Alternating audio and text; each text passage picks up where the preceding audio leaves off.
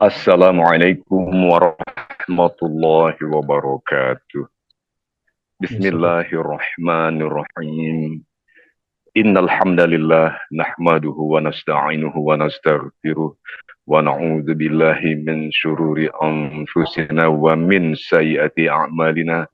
May yahdihillahu fala mudhillalah wa may yudlil fala hadiyalah. Wa ashhadu an la ilaha illallah wahdahu la syarika lah wa ashhadu anna Muhammadan abduhu wa rasuluh. Allahumma salli ala Sayyidina Muhammad wa ala ali Sayyidina Muhammad. Bismillahirrahmanirrahim.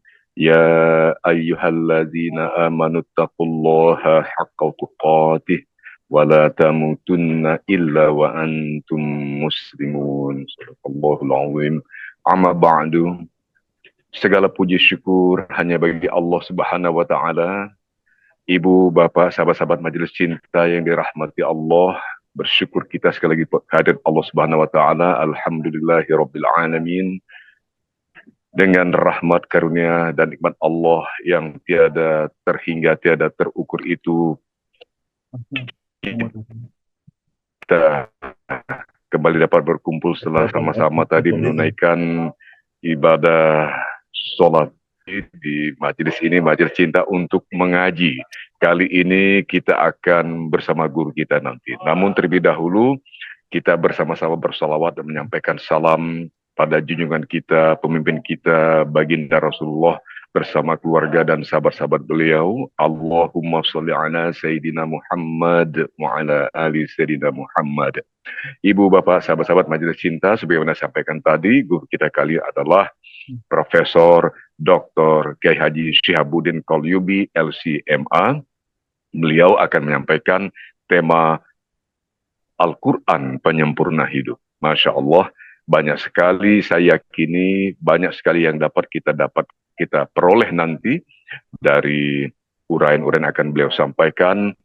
Sudah hadir bersama kita guru kita, langsung saja kita sapa beliau, Kiai Haji Syihabuddin Qalyubi, MALC. Assalamualaikum warahmatullahi wabarakatuh, Prof.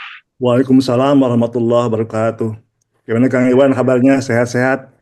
Alhamdulillah. Terima kasih banyak, Prof. Sebuah kebahagiaan dan kehormatan yang besar sekali bagi kami, terutama bagi saya pribadi, hari ini bisa bertatap muka dan insya Allah akan mengaji pada Prof.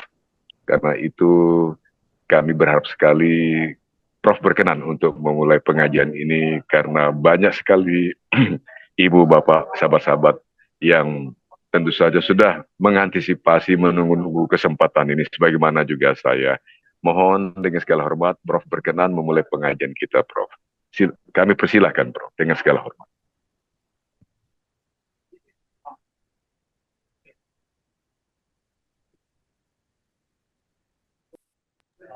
Silakan, Prof. Assalamualaikum warahmatullahi wabarakatuh. Waalaikumsalam warahmatullahi wabarakatuh. Bismillah, alhamdulillah, wassalamu ala rasulillah wa ala alihi wa sahbihi wa wala. Rabbi shrah li sadri wa yassir li amri wahlul 'uqdatam min lisani yafqahu qawli. Segala puji bagi Allah Subhanahu wa taala dan sholawat serta salam semoga tercurahkan kepada baginda Nabi Muhammad SAW. Pertama-tama saya ucapkan terima kasih pada Kang Iwan sebagai pemandu acara kajian ini. Juga saya ucapkan terima kasih kepada Kiai Zainur Rafiq, pengelola Majelis Cinta dan pengurus paguyuban alumni Al-Azhar Jawa Barat. Kaum muslimin wal muslimat yang dimuliakan Allah. Pada kesempatan ini saya akan menyampaikan kajian dengan tema Al-Quran Penyempurna Hidup. Namun untuk mempermudah pembahasannya, kajian ini dibagi menjadi 4 subtema. Yang pertama, perlu dijelaskan terlebih dahulu bahwa Al-Quran itu kitab suci yang sempurna. Karena bagaimana bisa menyempurnakan kehidupan jika misalnya Al-Quran itu sendiri tidak sempurna. Yang kedua, apakah hidup manusia ini belum sempurna sehingga perlu ada yang menyempurnakan, yaitu Al-Quran. Yang ketiga, kalau hidup manusia perlu disempurnakan, maka aspek apa saja yang perlu disempurnakan itu. Yang keempat, muncul juga pertanyaan, apa hanya kehidupan manusia saja yang perlu ada penyempurnaan? Bagaimana makhluk lainnya berupa dunia fana, fauna, dunia flora dan sebagainya. Baik, untuk mempersingkat waktu, pertama akan saya bahas tentang kesempurnaan Al-Quran. Al-Quran adalah sumber utama ajaran Islam, agama yang sempurna sebagaimana firman Allah Subhanahu wa taala, A'udzubillahi minasyaitonirrajim. Al-yauma akmaltu lakum dinakum al-yauma lakum al-yauma akmaltu lakum dinakum wa atmamtu alaikum ni'mati wa raditu lakumul Islam madina. Pada hari ini aku telah sempurnakan agamamu untukmu. Telah aku cukupkan nikmatku bagimu. Dan telah aku ridhoi Islam sebagai agamamu. Al-Maidah ayat 3. Kedua, Al-Quran adalah kitab suci terakhir. Secara logis, maka kitab ini adalah kitab yang sempurna. Karena jika tidak sempurna, maka masih dibutuhkan lagi kitab suci yang berikutnya. Dan hal itu tidak mungkin. Allah Subhanahu wa taala berfirman dalam An-Nahl ayat 89. A'udzubillahi minasyaitonirrajim. Wa nazzalna 'alaikal kitaba tibyanan likulli syai' wa hudaw wa rahmatan wa busyra lil muslimin. Dan kami turunkan kepadamu Al-Qur'an untuk menjelaskan segala sesuatu dan petunjuk serta rahmat dan kabar gembira bagi orang-orang yang berserah diri. Ayat yang selanjutnya, ma farratna fil kitabi min syai'. Tidak ada satupun yang kami alfakan dalam kitab ini. Al-An'am ayat 39. Dengan demikian Al-Quran sendiri menerangkan bahwa Al-Quran itu sempurna.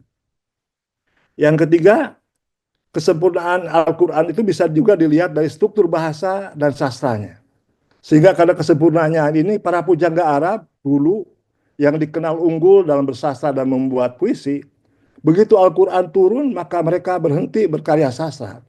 Karena menurut mereka, ngapain bikin puisi, karena Al-Quran lebih tinggi dan unggul nilai sastranya. Ilustrasinya begini, misalnya dulu untuk berkomunikasi jarak jauh dibutuhkan telepon, maka bermuncullah wartel di mana-mana.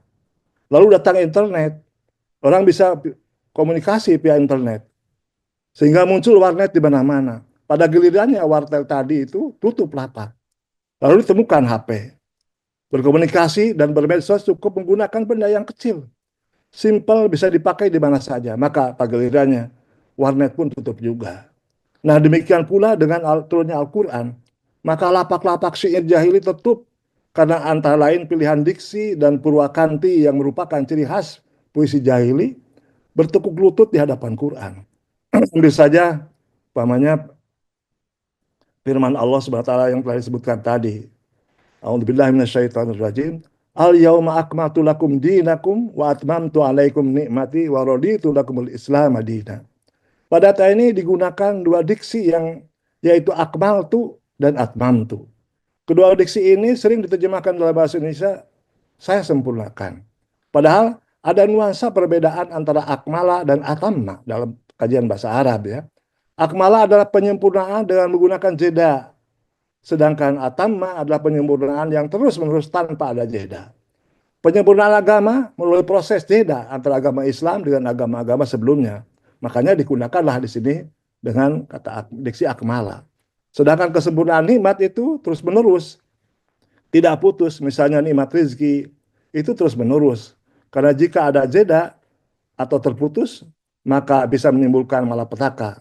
Makanya digunakan kata atamma. Kesempurnaan dalam sastra biasanya ditandai adalah dengan purwakanti atau kesamaan bunyi akhir. Bunyi akhir kata atau kalimat. Masalah purwakanti, maaf saja ya, saya mengingatkan kepada lagu Manuk Dadali ya, kalau orang Sunda diciptakan oleh Sambas Mangundikarta pada tahun 60-an. Yang suara dan penampilannya mirip sama Kang Iwan. Maaf Kang Iwan ya. Jadi umpamanya ada, saya mau suatu saat minta Kang Iwan juga menyanyikan Manuk Dadali. Saya ingin membandingkan dengan apa itu ya, Mas Sambas itu. Saya ini kan sebenarnya Purwakanti ya. Saha anu bisa nyusul kana tandangna Gandang jeung pertentang taya bandinganana dipika gimir dipika serab kusasama taya karempan kasieun leber wananina. Di sana kan ada purwakanti tandangna bandinganana sasama Ya, manehna, itulah antara lain ciri khas sastra ya dalam puisi, yaitu purwakanti, kesamaan bunyi akhir. Salah satu efek dari purwakanti adalah enak didengar sehingga menimbulkan simpati para pendengar. Demikian halnya dengan ayat Al-Quran, terutama ayat-ayat Makkiyah. Banyak Hmm. dijumpai purwakanti atau dalam sastra dikenal dengan qafiyah, kesamaan bunyi huruf akhir ya. Kita baca misalnya purwakanti dalam surat Al-Duha ya. A'udzubillahi minasyaitonirrajim. Wadduha wal laili idza saja. Ma wadda'aka rabbuka wa ma qala. Walal akhiratu khairul laka minal ula al-ayah ya. Coba perhatikan surat Ad-Duha didominasi purwakanti suara vokal A, sehingga membantu simpati para halayak untuk mendengarkannya.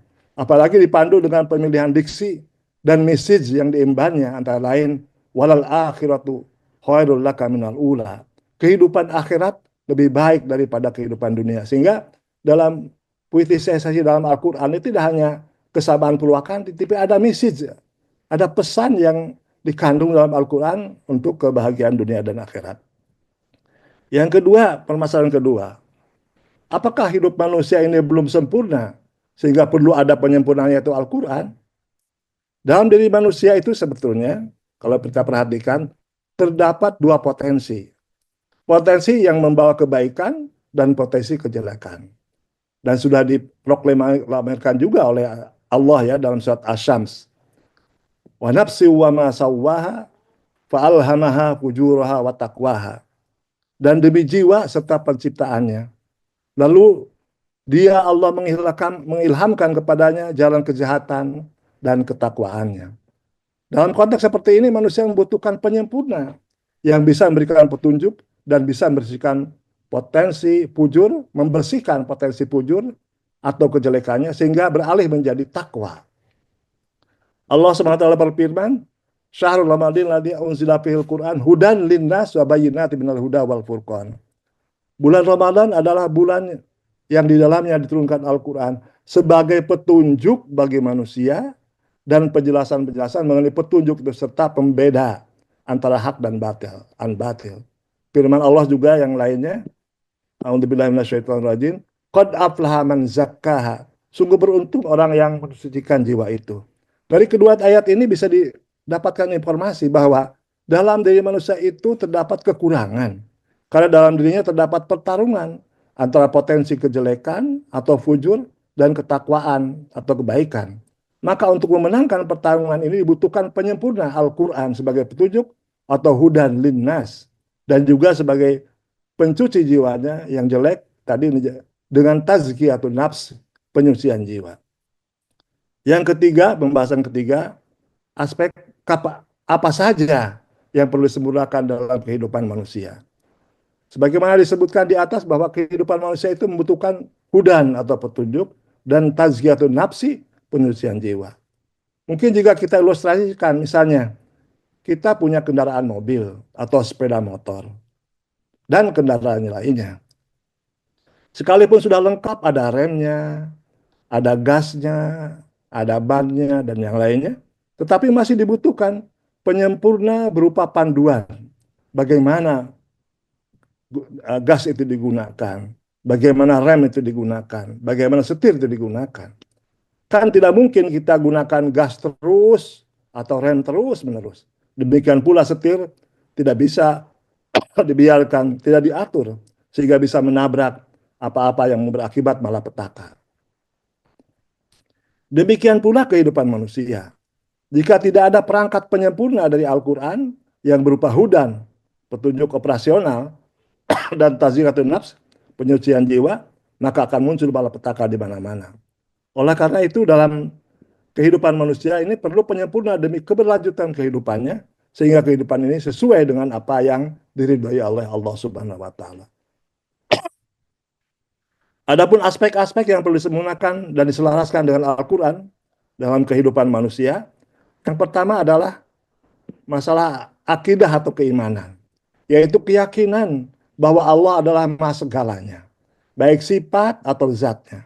Keimanan memiliki 6 kecakupan, yaitu iman kepada Allah, iman kepada malaikat, iman kepada Rasul, iman kepada hari akhir, iman kepada qada dan qadar. Sehingga jika ada kepercayaan yang tidak sesuai dengan akidah ini harus ditinggalkan. Aspek yang kedua, aspek ibadah, yaitu sebagai penghambaan diri terhadap Allah Subhanahu wa taala.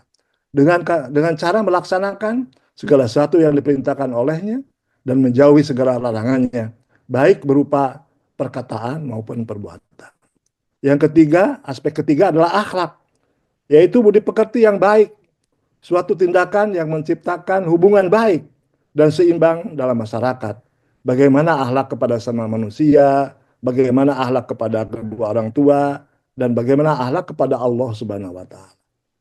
Yang selanjutnya, aspek yang hukum, ya, yaitu ketentuan-ketentuan yang mengatur hubungan manusia dengan Allah Subhanahu wa taala. Hubungan manusia dengan manusia dan hubungan manusia dengan alam semesta. Pembahasan yang keempat, yang terakhir, penyempurnaan makhluk kepada penyempurnaan makhluk hidup lainnya berupa fauna dan flora. Kita terkadang tidak memperdulikan tentang kehidupan binatang. Mungkin terlintas dalam pikiran bahwa kehidupan hewan berdasarkan instingnya. Sampai situ aja sudah titik. Ya.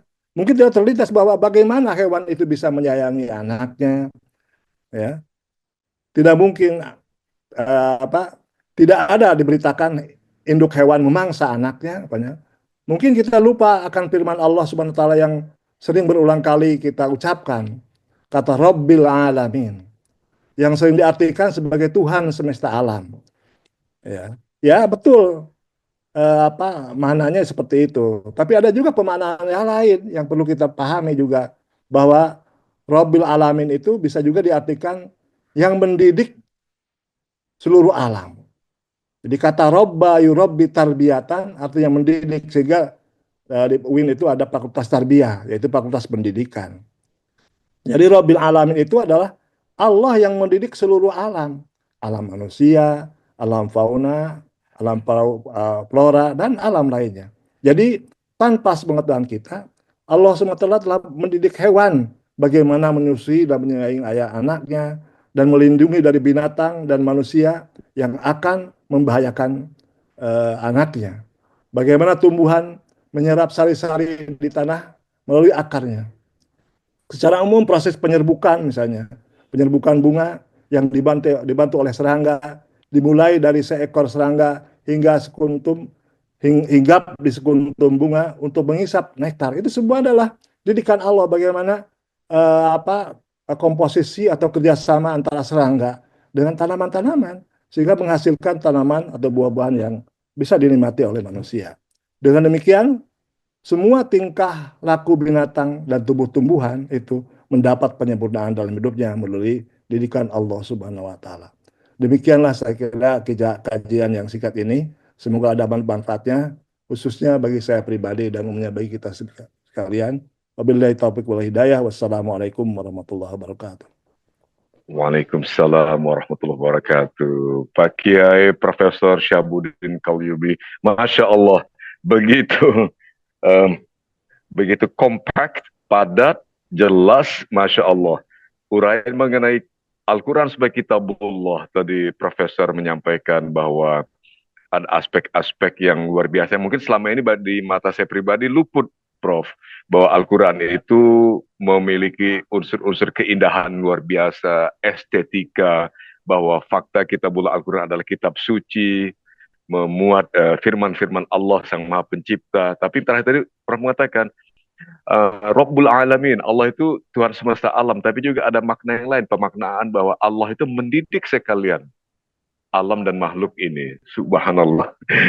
Mohon izin, Prof, saya akan menanyakan kepada Ibu, Bapak, sahabat-sahabat Majelis Cinta, jamaah Majelis Cinta, mohon untuk raise hand ya apabila sudah ada yang ingin menanyakan langsung atau menyampaikan pertanyaan kepada Prof kita, kepada Kiai Haji Syahabuddin Qalyubi terkait dengan tema tadi bahwa Al-Quran itu adalah penyempurna hidup. Masya Allah. Tapi kalau ada yang mungkin saya bacakan lewat teks dulu boleh ya Prof ya? Mohon Boleh, izin silakan. Prof. Iya, Ya. subhanallah. Insya Allah saya bacakan ini Prof. Assalamualaikum Pak Kiai. Dengan ini pertanyaan dari Ibu Sal saya. Assalamualaikum Pak Kiai. Dengan Al-Quran sebagai penyempurna hidup, ini menjadikan Al-Quran harus diketahui arti atau maknanya ya.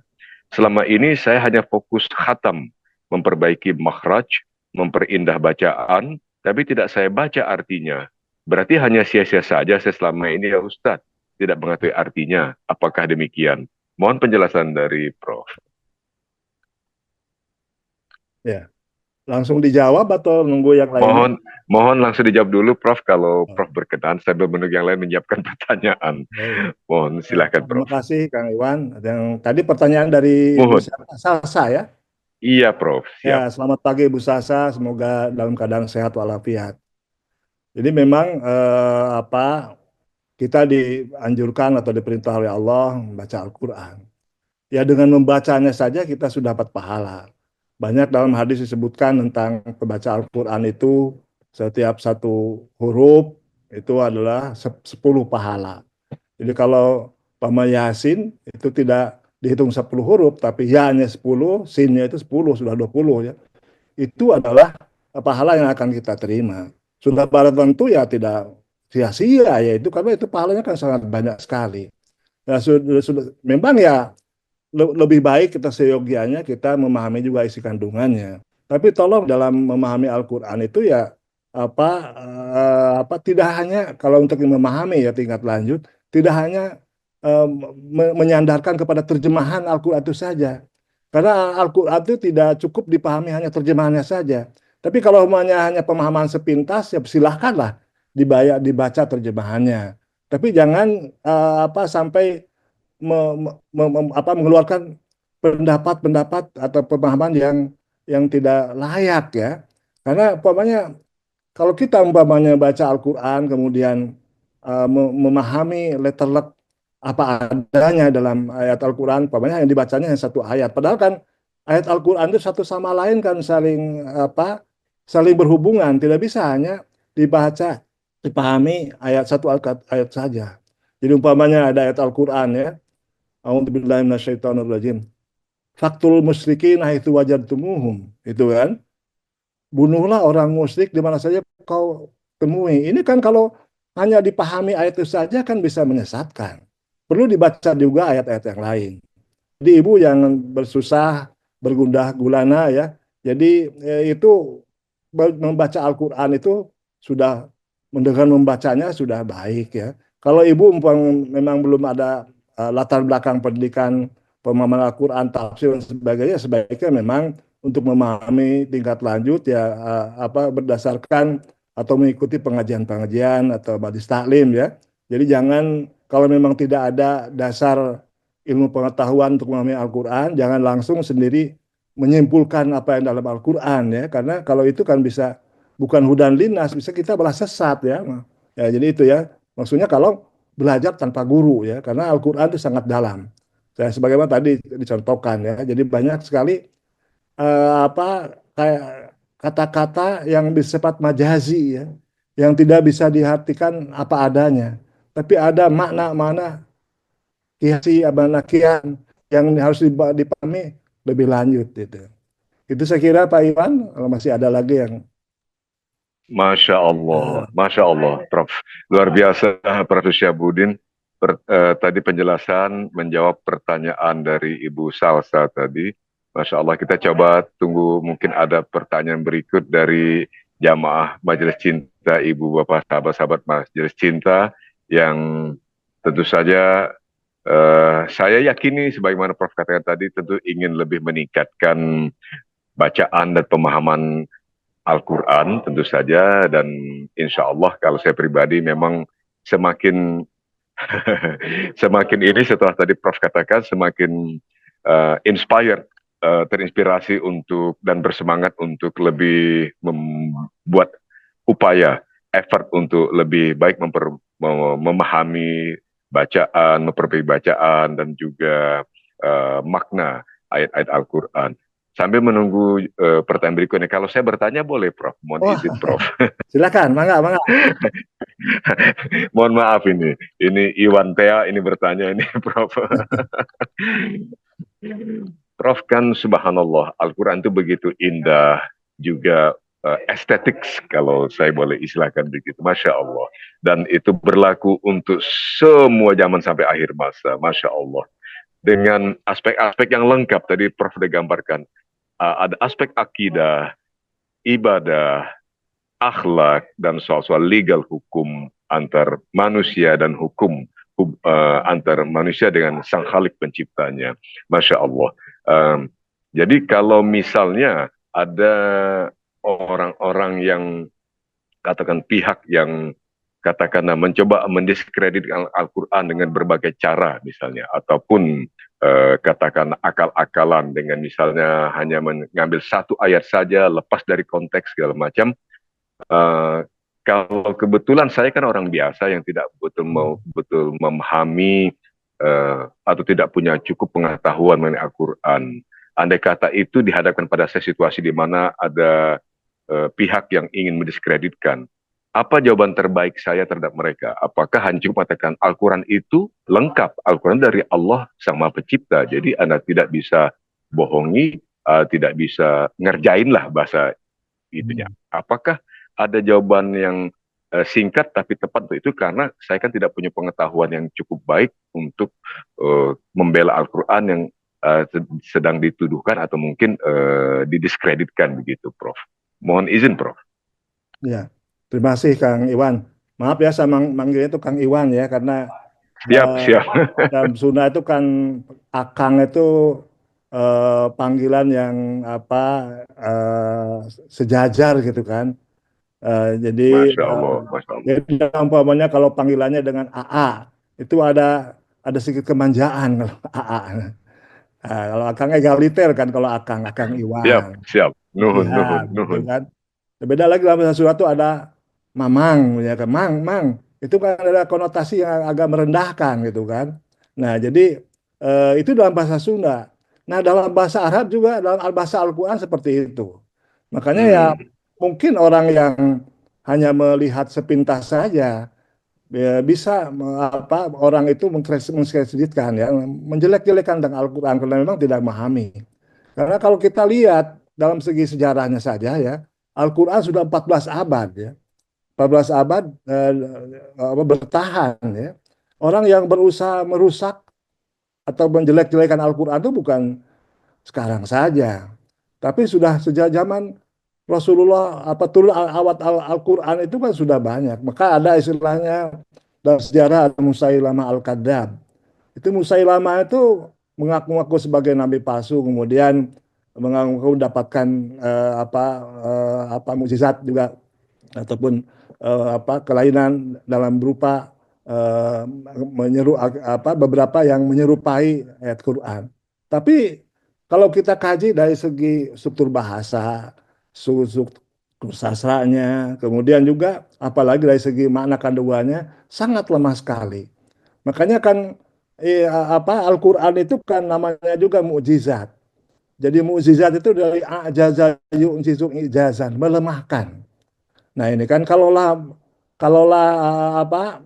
zaman dulu zaman Nabi apa Musa itu kan umpamanya mukjizatnya itu antara lain bisa jalan di atas air gitu kan. Umpamanya kemudian ada yang Nabi Ibrahim tidak apa kena panas gitu ya, tidak mempan dengan dibakar dan sebagainya. Dan itu mukjizatnya hanya berlaku pada masa masa mereka saja. Tapi Al-Qur'an ada menjajah mukjizatnya itu sepanjang masa. Sepanjang masa sehingga orang yang tadi mendeskripsikan menjelek-jelekan mungkin ya ilmu pengetahuannya belum lengkap. Karena dalam Al-Qur'an itu kan dari aspek keijazahnya tadi ya kalau dibahas lebih dalam. Tadi saya katakan ada dari segi aspek bahasanya. Bahasanya. Jadi dalam bahasanya tadi kan pilihan kosakata sangat mendalam sekali. Itu hanya sebagai contoh saja. Banyak contoh-contoh yang lain dan itu digunakan secara akurat ya. akurasinya sangat tinggi sekali. Jadi umpamanya dalam Al-Quran, penggunaan cahaya, kata cahaya dalam Al-Quran itu digunakan dengan kata dia, ya, dan kata nur.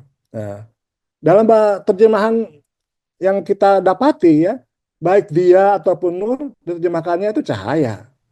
Padahal Al-Quran secara akurat sekali membedakan di antara keduanya. Nah, ini karena keterbatasan dalam pengalihan bahasa, ya, tidak bisa diartikan apa adanya dalam Al-Quran.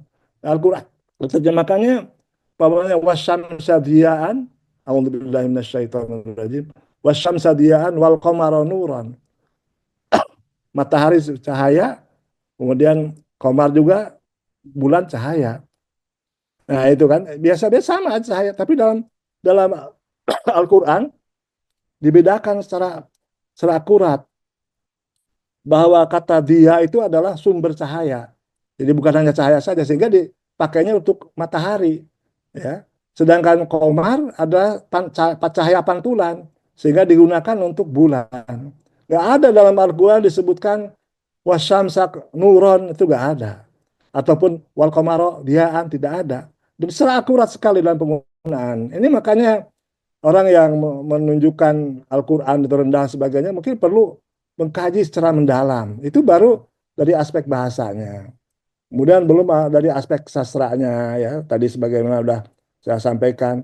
Kemudian dari aspek beritanya, tentang pemberitaan yang masa lalu dan pemberitaan yang akan datang. Masa lalu tentang nabi-nabi yang dulu dan diceritakan di kumpasan Al-Quran, ya, secara jelas bagaimana riwayat atau kisah nabi-nabi, para nabi itu kan. Dan juga tentang kisah yang akan datang. Itu kan. Malah yang perlu diinikan umpamanya yang semasa Nabi, maaf, perlu dilihat lagi dalam Al-Quran, ya, tentang apa kekalahan Romawi umpamanya kan, di, dikalahkan oleh apa Persia. Itu apa orang Arab pada waktu itu sangat gelisah karena orang Arab banyak bertransaksi dengan waktu itu dengan orang Romawi, sehingga dengan kekalahan itu kan menjadi kecewa. Tapi turunlah ayat Al-Quran bahwa kekalahan ini akan menimbulkan kemenangan yang akan datang. Nah, itu kan, itu disebutkan dalam Satrum. Dan ini kan terbukti memang setelah itu memang ada peperangan dan Romawi itu menyalahkan Persia. Nah, belum lagi yang menceritakan tentang apa surga dan neraka dan sebagainya. Yang selanjutnya yang ketiga dalam aspek apa pengetahuan, ya. Yang pengetahuan ini sangat, sangat banyak sekali inspirasi yang di, diunggahkan dalam Al-Quran. Saya pernah menulis tentang apa mukjizat Al-Quran sepanjang masa, ya.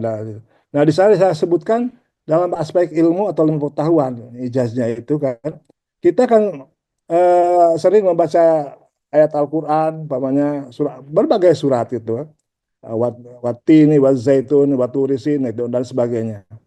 Nah, itu saya membaca dalam satu artikel, ya, yang kemudian saya sampaikan dalam bahasa saya tentang apa mukjizat sepanjang masa itu ada di Jepang itu ada penelitian, ya, tentang apa bagaimana mengurangi efek dari kepikunan.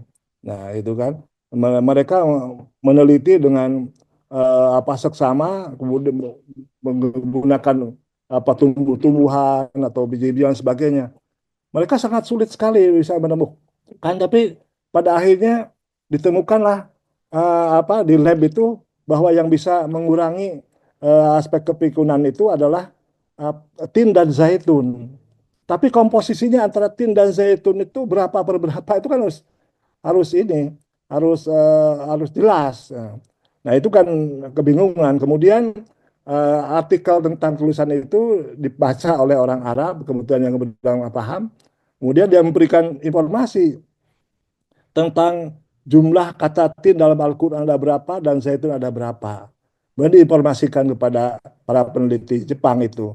Kemudian diuji cobakan jumlah kosakata tin dalam Al-Quran dan berapa jumlah zaitun dalam Al-Quran. Masukkan di lab ternyata membuktikan memberikan efek yang sangat hebat sekali, yang baik. Ini antara sebagian saja sebetulnya inspirasi tentang ilmu pengetahuan yang ada dalam Al-Quran. Dan banyak sekali aspek-aspek yang perlu dikaji dalam Al-Quran itu. Itu saja mungkin, maaf Kang Iwan agak panjang lebar. Masya Allah, Prof. Masya Allah. Buat saya banyak sekali yang saya dapatkan. Pertama, hal-hal baru dari ungkapan Prof tadi dan juga beberapa hal yang memperkuat apa yang telah menjadi sedikit keyakinan saya selama ini, bahwa sesungguhnya secara berita atau substansi Al-Quran itu sangat kuat. Bahkan ini merupakan mukjizat yang sudah terbukti, bahkan akan berlaku sepanjang masa, Masya Allah. Tapi saya boleh satu lagi pertanyaan dari jamaah lagi nih, Prof. Mohon izin, ada dua pertanyaan. Yang pertama dari Ibu Tariyati Yuliani. Bismillahirrahmanirrahim. Assalamualaikum warahmatullahi wabarakatuh, Prof. Izin bertanya, Pak Ustadz, mengapa Al-Quran dan hadis tidak dapat dipisahkan dari kehidupan manusia? Saya ulangi, Prof. Mengapa Al-Quran dan hadis tidak dapat dipisahkan dari kehidupan manusia? Tapi bagaimana ya jika ada hadis yang bertentangan dengan Al-Quran? Ini saya hanya bacakan pertanyaannya, Prof. Mohon berkenan, Prof.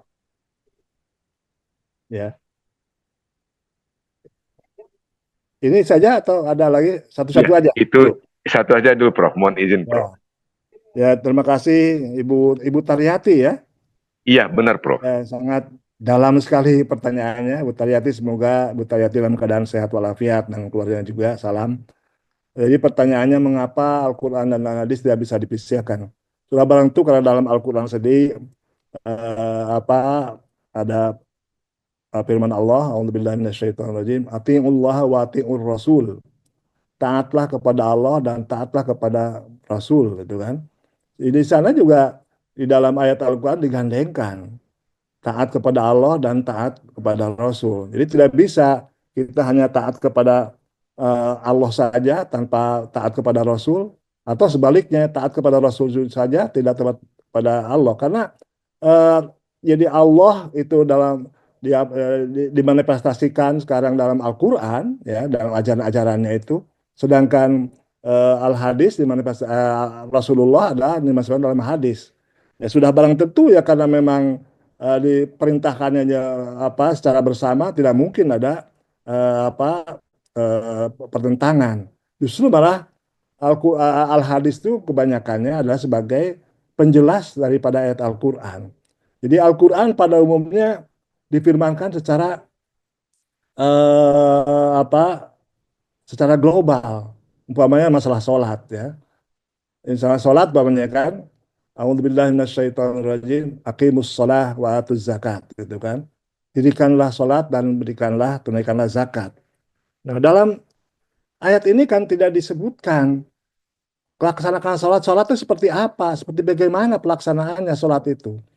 Tidak dijelaskan, itu kan, berapa rakaat, kemudian apa yang harus dibaca, itu kan secara global. Nah, maka untuk berikutnya diperlukan penjelas, ya, yaitu al-hadis. Dalam hadis disebutkan bahwa sholat itu ada 5 waktu. Kemudian cara-cara sholat disebutkan kan, apa, Sallu kama raaitumuni usolli. Sholatlah sebagaimana aku melaksanakan, sebenarnya kau lihat aku melaksanakan sholat. Nah, ini kan ada praktek-praktek dari Rasulullah tentang cara takbiratul ihram, tentang ruku, tentang sujud dan sebagainya. Secara rinci, dan itu tidak ada dalam Al-Quran. Ya, jadi kalau pemain ada yang mengatakan al-hadis atau bertentangan dengan Al-Quran, itu mungkin perlu ada pendalaman lebih lanjut ya. Dan lanjut mungkin bisa saja, karena hadis itu kan sangat ini sekali ya, sangat pelit sebagaimana Al-Quran. Karena Al-Quran kan dilibatkan dari banyak ke banyak mutawatir. Kalau ada hadis itu ada yang disebutkan hadis maudhu ya, hadis buatan ya, terutama dalam sejarahnya kalau ada pergeseran-pergeseran dalam masalah politik, ya, sehingga ada masukan orang mendaku sebagai hadis, padahal itu ada kepentingan politik, tidak ada sabda Rasulullah yang menyebutkan tentang itu. Nah, itu sepertinya itu ya. Jadi kalau umpamanya ada sebutan bertentangan ya, itu saya yakin perlu ada pendalaman lebih jauh ya tentang apa hadis itu. Seperti pertama, tentang hadis itu kan apakah hadisnya sahih atau tidak. Nah, itu. Nah, itu kan karena banyak ya umpamanya ya hadis-hadis yang disebutkan hadis ya apa ada ya yang dicontohkan dalam ilmu hadis itu ya. Eh, Barang siapa yang memakan terung gitu ya, maka akan menyembuhkan dari berbagai penyakit. Nah, itu ada itu ya. Itu kan sangat menggelikan itu. Apa memang hadis sampai seperti itu? Nah, itu ya. Malah diduga besar kemungkinan yang membuat hadis seperti itu adalah para penjual terung ya seperti itu. Nah, ini yang perlu kita hati-hati dalam memahami itu. Tidak bisa kita memahami teks Al-Qur'an atau teks hadis itu apa adanya. Harus melihat apa reason dater, jadi asbabun nuzul, asbabul wurudnya ya. Jadi teks itu Al-Qur'an itu diturunkan dalam konteks seperti apa ya. Jadi dalam pemahaman ilmu Al-Qur'an itu ada teks konteks teks ya dan konteks sosial. Jadi konteks teks itu ayat Al-Qur'an itu konteksnya seperti apa, ayat sebelumnya bagaimana, ayat sesudahnya sebagaimana, itu konteks teks. Lalu konteks sosial, waktu Al-Qur'an diturunkan itu keadaan masyarakat, keadaan Nabi seperti apa. Nah, gitu kan. Karena tidak tidak bisa dipahami lepas dari konteks itu. Setelah itu kan pada pemikir sekarang juga perlu dipikirkan juga masalah sekarang dihadapi konteksnya seperti apa. Karena konteks dulu dan konteks yang sekarang banyak yang berbeda. Tapi Al-Quran kan harus karena sebagai ijaz, sebagai mukjizat untuk seluruh alam, itu kan mesti itu solihun di kulli zaman wa makan. Al-Quran itu cocok setiap tempat dan setiap waktu, gitu kan. Makanya kita yang sebagai umat Islamnya perlu mendalami. Karena banyak sekali tantangan-tantangan Al-Quran yang mengharuskan kita lebih mendalami keilmuan-keilmuan itu sehingga bisa memahami Al-Quran dan Al-Hadis. Itu saja mungkin Bu Taryati ya. Mohon maaf kalau masih ada kekurangan. Masya Allah, Prof. Prof. Syahbudin Kalubi. Punten, Prof. Satu lagi pertanyaan lanjutan dari Ibu Salsa tadi ini, Prof. Mohon izin, punten, Prof. Mungkin ini pertanyaan terakhir. Lalu, Prof, apakah seseorang yang rajin membaca Al-Quran dengan izin Allah Subhanahu wa Ta'ala, hidupnya otomatis dilindungi, dalam kurung dijaga oleh Allah Subhanahu wa Ta'ala, dari melakukan perbuatan yang dilarang oleh Allah Subhanahu wa Ta'ala? Karena mungkin saja saya rajin baca Al-Quran, tapi perbuatan sehari-hari saya malah bertentangan dengan Al-Quran atau bertentangan dengan perintah Allah Subhanahu wa Ta'ala. Karena selama ini saya hanya baca saja, tidak mengetahui artinya, Pak Kiai. Mohon berkenan, Prof.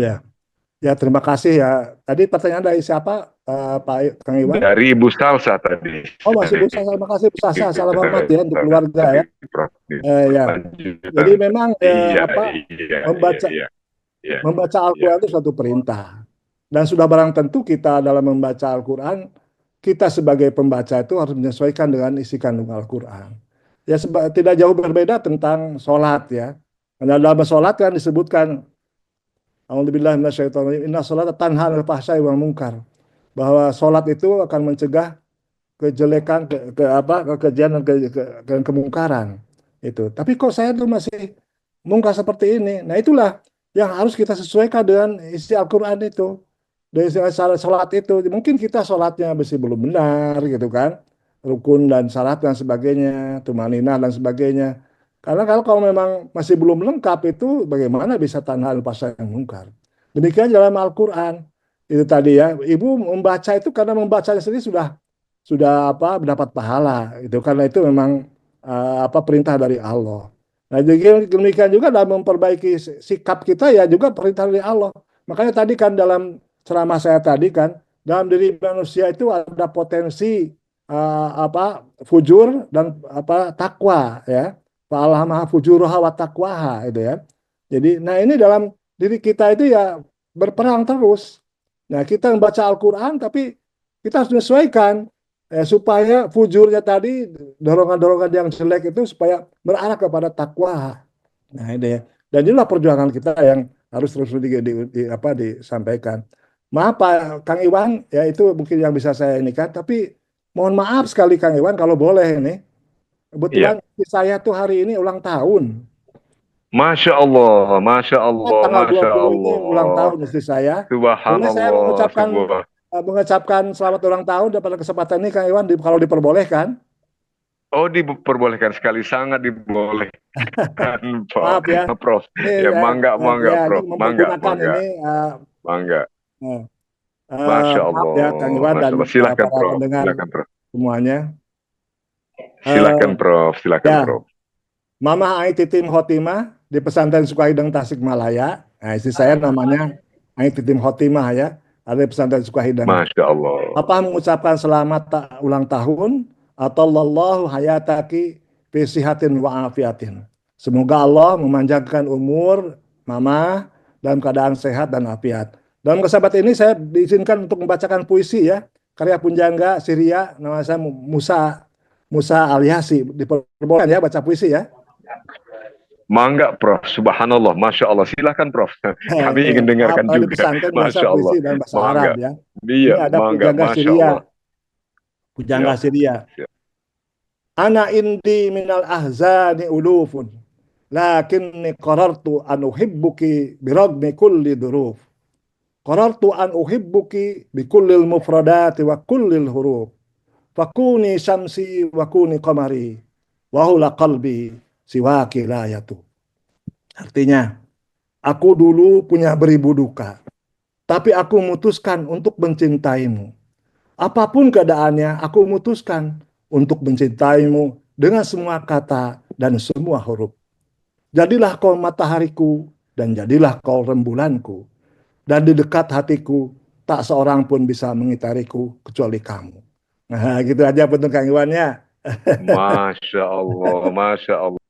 Mohon maaf atas Saya segala baru, kekurangan ya. ya, saya sejujurnya, Prof, baru kali ini mendengarkan sebuah puisi indah yang ditulis oleh sastrawan asal Arab kepada Syria tadi, Prof ya. Ya. Dibacakan dengan sangat baik seperti Prof tadi. Baru kali ini saya, Saya tuh hampir Masya tiap Allah, hari ngisi di TikTok tuh itu puisi-puisi Masya dan kata hikmah yang Allah, dari orang Masya Arab Allah terjemahkan ke ya. bahasa Indonesia. Ini secara live lagi, Masya Allah, Prof. Ya, Terima kasih banyak, hatur nuhun, Prof. sami-sami Prof, menurut jadi Kang Iwan. saya kira barangkali kita mungkin tidak akan terlalu lama lagi. Mungkin sudah ada beberapa, kalau mungkin Prof punya waktu, kami tentu berterima kasih. Tapi kalau misalnya ada agenda lain, tentu saja kami menyampaikan penghargaan setingginya kepada Prof atas waktu yang telah Prof berikan kepada kami, Terima Ibu kasih. Bapak, sahabat-sahabat sahabat majelis cinta yang dirahmati Allah. Dan saya pribadi mengucapkan penghargaan yang sangat setinggi-tinggi, Prof. Saya tidak tahu bagaimana berterima kasih karena saya semakin meyakini Al-Quran itu memang adalah mukjizat yang terbesar yang pernah umat manusia terima dari Sang Khalik dalam bentuk teks. Karena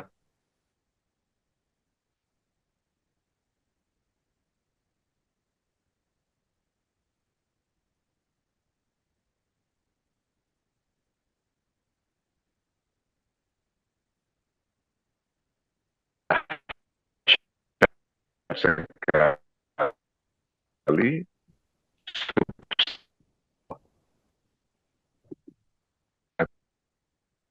Masya Allah. Jadi itu menjadi bahan inspirasi dan lain-lain, tidak hanya sekedar aturan-aturan keagamaan. Masya Allah.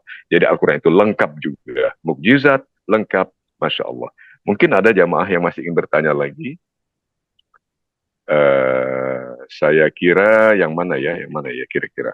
Oh iya, ada satu boleh, Prof. Terakhir banget, Prof. Mungkin, Ya, Prof. monggo silakan. Enggak. Dari Bapak M. Arifin Ilham, Prof. Assalamualaikum warahmatullahi wabarakatuh, Pak Kiai. Mohon maaf, Pak Kiai. Mau meminta penjelasan tentang at-tashwir dalam Al-Quran. Saya ini hanya membacakan, Prof ya. Mau meminta penjelasannya tentang at-tashwir dalam Al-Quran. Mohon maaf, Prof. Saya nggak paham itu ini maksudnya at-tashwir. Mohon, Prof, kalau berkenan, Prof. Mohon izin. Ya, terima kasih ya. Eh ini kayaknya yang bertanya mahasiswa nih. Saya Oh, bidang taswir itu seni penggambaran dalam Al-Quran. Jadi bagaimana Al-Quran menggambarkan tentang eh, tentang kisah-kisah Nabi zaman dulu ya. Taswir seni penggambaran. Jadi dalam Al-Quran itu kan tidak hanya bisa diungkapkan begitu saja, tapi banyak penggambaran-penggambaran apa dalam Al-Quran. Jadi umpamanya banyak ya tentang kisah Nabi Yusuf umpamanya ya. Bagaimana Nabi Yusuf dicintai oleh salah seorang istri pembesar di Mesir gitu kan. Tapi dalam pengungkapan nama Al-Qur'an diungkap secara santun sekali. Ya, santun. Itu kan diungkapkan umpamanya tentang bagaimana pergolakan cinta antara Nabi Yusuf dengan Siti Zulaikha. Nah, ini sebenarnya panjang sekali ya cerita, tapi saya singkat aja. Karena ini apa at-taswir atau seni penggambaran dalam Al-Qur'an itu dalam kuliah itu bisa jadi 2 kali pertemuan ya. Tapi ya nggak apa-apa ini untuk berapa menit saja. Jadi umpamanya dalam Al-Qur'an a'udzubillahi minasyaitonirrajim wa hammat bihi wa hamma biha. Nah, itu kan eh, eh, disebutkan di sini bahwa Wahammat bihi wahamma biha. Zulaiha berkehendak atau sangat mencintai apa kepada Nabi Yusuf. Demikian juga Nabi Yusuf wahamma biha. Ya. Kemudian disebutkan di sana bagaimana kondisi penggambaran tentang apa situasi cintanya Zulaiha kepada Nabi Yusuf ya. Nah, itu kan kemudian disebutkan di dalam Al-Qur'an itu wa ghallaqatil abwab. Maka Zulaiha itu menutup pintu rapat-rapat. Ya. Di sini digunakan kata golakot. Dalam golakot itu dalam bahasa Arab ya, dalam bahasa Al-Qur'an itu menunjukkan kepada pengulangan atau pelakuan yang sangat banyak. Jadi umpamanya kata kotoa. Kalau kotoa itu kan hanya memutus saja, memotong. Tapi kalau kotoa memotong banyak. Nah, nah di sini golakotil abwab ya. Golakot itu menutupkan rapat-rapat. Jadi tidak hanya hanya menutupkan saja, tapi golakotil abwab ditutupkan rapat-rapat, bubunya banyak slotnya, banyak gemboknya, kemudian al-abwab ya pintunya banyak. Ini kan taswir penggambaran betapa Zulaiha sangat menginginkan bercengkrama, bercinta kasih dengan apa dengan Nabi Yusuf ya. Nah, gitu kan. Setelah itu dalam situasi seperti itu eh, Zulaiha berkata, "Hai Talak." Nah, jadi kan sudah situasi aman, dimungkinkan tidak ada orang yang melihat gitu kan. Hanya berdua aja dengan Nabi Yusuf yang sangat tampan itu. Nah, Zulaiha langit sudah pintu tutup semuanya. Gol atau hai Talak, hai Yusuf ke sini. Ini penggambaran bagaimana situasi yang sangat mencerkam ya lama itu. Tapi Nabi Yusuf kan tidak mau mengikutinya. Dia menjawab ma'adallah innahu rabbi ahsana maswaya itu kan. Itu dan selanjutnya innahu la yuhibbul zalimun. Itu itu sangat baik sekali penggambarannya bahwa Nabi Yusuf itu saya berlindung kepada Allah. Ya itu kan. Karena suamimu ataupun misalnya sebutkan Robbi itu adalah apa tuannya ya suaminya dari Zulaiha. Ada yang mengatakan Robbi itu apa kepada Allah mendidikku dengan sebaik-baiknya. Jadi karena melihat seperti itu maka Yusuf tidak mau melaksanakan apa kebutuhan birahinya daripada Zulaiha. Jadi dalam Al-Quran yang kelihatannya hanya digambarkan umpamanya dalam sepintas itu Zulaiha mencintai Nabi Yusuf ya. Tapi dalam Al-Quran digambarkan taswir tadi ya, bagaimana gerora cintanya Zulaiha kepada Nabi Yusuf digambarkan seperti itu. Wahammat bihi wahamma biha wa ghallaqatil abwab wa qalat hai talak. Nah, itu kan. Nah, gelora cintanya itu. Dan dalam Al-Quran itu tentang konsep ya, tentang konsep itu digambarkan juga itu ya. Uh, jadi umpamanya dalam konsep ya tentang bahwa amal perbuatan orang kafir tidak akan diterima oleh Allah. Itu ditaswirkan, digambarkan oleh Al-Quran itu ya. tentang amaluhum kasarobin biqi'ati yasabud damar, bahwa amal orang-orang kafir itu sebagai fata morgana yang apabila melihat itu seakan-akan ada air, tapi kalau pas begitu didatangi nggak ada airnya. Itulah yang digambarkan dalam Al-Quran ya. Jadi kita kan hanya mengatakan amal perbuatan orang kafir tidak akan terima. Dalam Al-Quran ditaswirkan, digambarkan bahwa tidak akan diterimanya itu bagaikan orang melihat fata morgana. Ya, diharapkannya akan mengambil air, ternyata kan fata morgana kan itu ya, pokoknya di jalan tengah tarik matahari kan kelihatan seperti ada air. Padahal kalau didekati tidak ada. Nah, itulah gambarannya orang-orang kafir bahwa mereka tidak akan mendapatkan apa-apa di yaumul akhir itu ya. Jadi banyak sekali sebenarnya masalah penggambaran, apa itu penggambaran sendiri, apa penggambarannya, ada penggambaran dalam bentuk harokat gerak, ya. Ada gambarannya itu dalam bentuk suara, dalam bentuk warna itu kan. Ya, ada macam-macam gambaran dan saya kira itu memang memerlukan waktu yang cukup lama, paling tidak ya 2 kali pertemuan ya. Tapi ini saya kira mahasiswa ya yang bertanya, siapa tahu mungkin Wah, sudah pernah mengikuti Masya kuliah Allah, saya sehingga Masya kayaknya sangat Allah, mendalam sekali ya. Maaf ya, ini Masya Allah, tidak bisa saya jelaskan panjang lebar karena memang itu ilmunya sangat mendalam. Masya Allah, Masya Allah, Masya Allah, Prof. Luar biasa sekali, luar biasa sekali. Saya benar terkesan dan tidak menyangka at-taswir itu adalah satu lagi aspek yang luar biasa dari Al-Quran.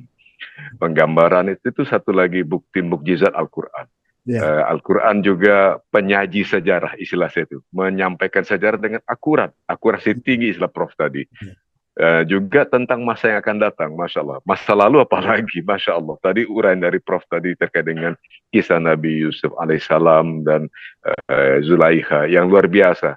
Dalam Al-Quran atas itu rupanya memakai bahasa yang santun, Masya Allah. Terima kasih banyak Prof atas kebaikan Prof. Namun kami masih meminta lagi pada Prof.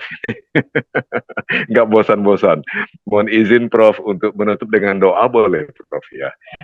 Ibu Bapak sahabat Majelis Cinta sangat berharap Prof nanti memimpin doa buat kita semua. Mohon Prof berkenan Prof. Kami persilakan ya. segala hormat Prof. Al-Fatihah. Al-Fatihah. A'udzubillahi minasyaitonirrajim. Alhamdulillah. Bismillahirrahmanirrahim. Bismillahirrahmanirrahim. Iyyaka na'budu wa iyyaka nasta'in. Shiratal mustaqim. Shiratal an'amta 'alaihim ghairil maghdubi 'alaihim. A'udzubillahi minasyaitonirrajim. Bismillahirrahmanirrahim. Alhamdulillahirabbil hamdan yuwafi ni'amahu wa yukafi mazidah. Ya Rabbana lakal hamdu kama yanbaghi lil karim wa liman sultanik. Allahumma salli ala sayyidina Muhammad wa ala sayyidina Muhammad. Allahumma inna asbahna la nasta'ni wa dafa ma nakrah wa la namliku nafa ma narju asbal amru kullu bi yadika la bi yadi gharik wa asbahna mustaqimina bi amalina fala faqira afqaru min ilaik wa la ghani akram kana. Allahumma la tusbit bina a'da'una wa la tasu' bina asdiqauna wa la tajidna akbar hamina wa la mablagha ina wa la tusallit alaina bidunubina man la yahramna. Allahumma qadita min amrin faj'alna tabatan sada. Allahumma nasal Allahumma rabbana hab lana min azwajina wa dhurriyyatina qurrata a'yun waj'alna lil muttaqina imama. Rabbana atina fid dunya hasanah wa fil akhirati hasanah wa qina adzabannar wa adkhilna jannata ma'al abrar ya aziz ya ghaffar ya rabbal alamin. Wassalamualaikum warahmatullahi wabarakatuh. Walhamdulillahi rabbil alamin. Nas'aluka ijabah. Al-Fatihah. Bismillah.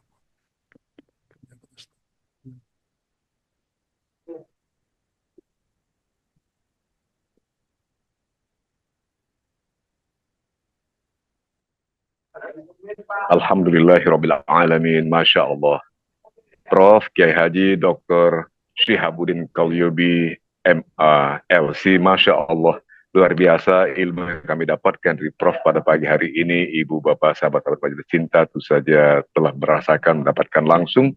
Masya Allah, saya pribadi sekali lagi izin untuk menyampaikan penghargaan terima kasih saya dan apresiasi juga secara pribadi Prof. Tadi karena Prof juga mengingatkan saya pada guru saya, Sambas, almarhum Pak Sambas. Itu memang dulu instruktur guru saya yang mengajarkan banyak hal ketika saya mulai mirip sekali suara dan penampilannya tuh persis. Masya Allah. Semoga menjadi penerus. Amin ya Allah. Beliau itu dulu adalah mengajar kepada saya banyak hal ketika saya memulai karir sebagai jurnalis televisi. Zaman dulu Prof di TVRI, Masya Iya, iya. Allah. Dan saya tidak akan lupakan banyak jasa beliau terhadap saya. Dan juga memang beliau itu seorang yang punya pengetahuan luas, termasuk seorang seniman juga, Prof. Ya Iya. jurnalis, ya seniman luar biasa. Beliau itu betul-betul legenda, Masya Allah. Terima kasih, Prof. Beliau Prof mengingatkan saya tentang beliau, Masya Allah. Terima kasih banyak, Prof. Mohon berkenan, Prof, untuk kesempatan yang akan datang. Semoga Prof masih ada waktu Amin. dan berkenan Mudah-mudahan saya untuk diberikan kesehatan memberikan. juga bisa Insya ikut Allah kami doakan partisipasi. Prof Amin, amin, dilimpahkan amin. rahmat, sehat. Amin, Terus amin, saja, amin, ya Rabbi. amin ya Allah. Mohon sekali nanti Prof masih berkenan memberi kami ilmu lagi, Prof. Ya, Masya Allah. Terima kasih, Prof. Mohon izin saya ingin menyampaikan beberapa pengumuman ataupun info kepada Ibu Bapak sahabat-sahabat Majelis Cinta. Insya Allah kita akan hadir lagi besok bersama-sama lagi Ibu Bapak sahabat-sahabat Majelis Cinta dengan tentu saja guru kita yang biasa hadir bersama kita setiap hari Sabtu. Esok hari kebetulan hari Sabtu, tepatnya tanggal 21 Desember 2024, hari Sabtu 21 Desember 2024, kita akan bersama guru kita, yaitu Kiai Haji Dr. Zainur Rafiq, Master Hukum. Sekali lagi besok guru kita adalah Kiai Haji Dr. Zainur Rafiq, Master Hukum. Esok hari seperti biasa beliau akan hadir bersama kita untuk melanjutkan kajian mendalam lagi yang biasa beliau sampaikan kepada kita. Esok hari tentu saja dimulai pada waktu yang sama, mulai pukul 5:20 waktu Indonesia bagian Barat.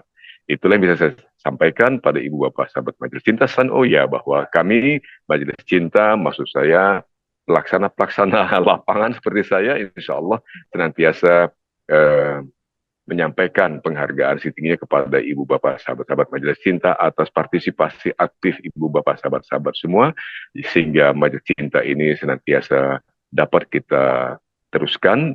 Dan tentu saja karena ini adalah ikhtiar bersama kita, sama-sama kita memohon lindungan dan kekuatan dan pertolongan Allah Subhanahu wa taala, karena ikhtiar Majelis Cinta ini adalah semata-mata ingin mendapatkan ridha Allah Subhanahu wa taala. Akhirnya kita akan tutup dengan tentu saja doa penutup majelis. Subhanakallahumma wa bihamdika asyhadu an la ilaha illa anta astaghfiruka wa atubu ilaik. Assalamualaikum warahmatullahi wabarakatuh. Waalaikumsalam warahmatullahi wabarakatuh.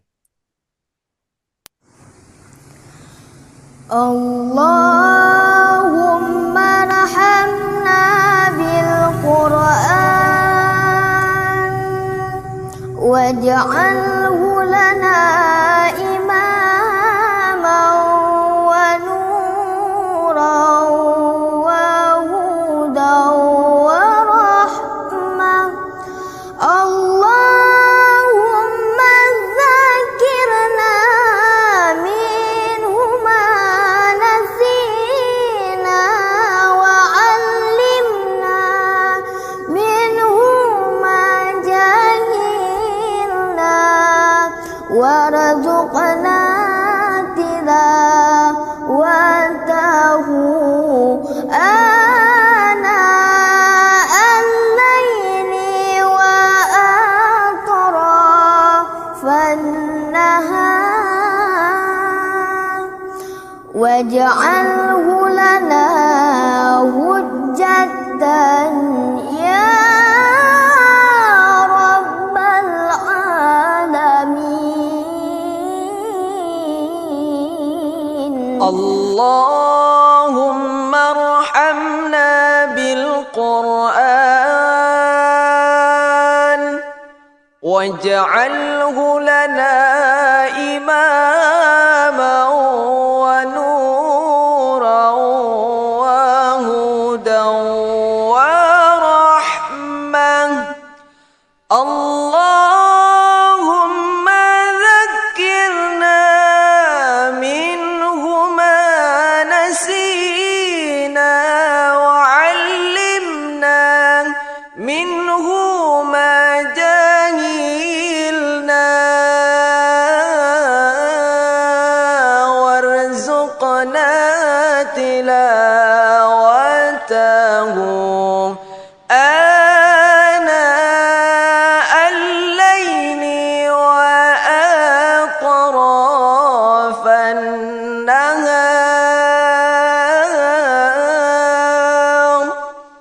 واجعله لنا حجة يا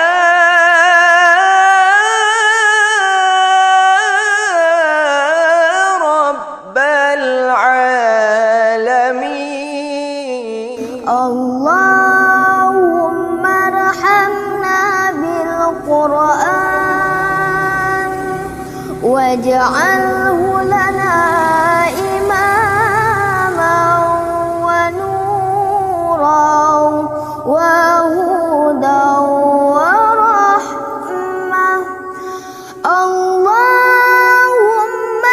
ذكرنا منه ما نسينا وعلمنا منه ما جهلنا وارزقنا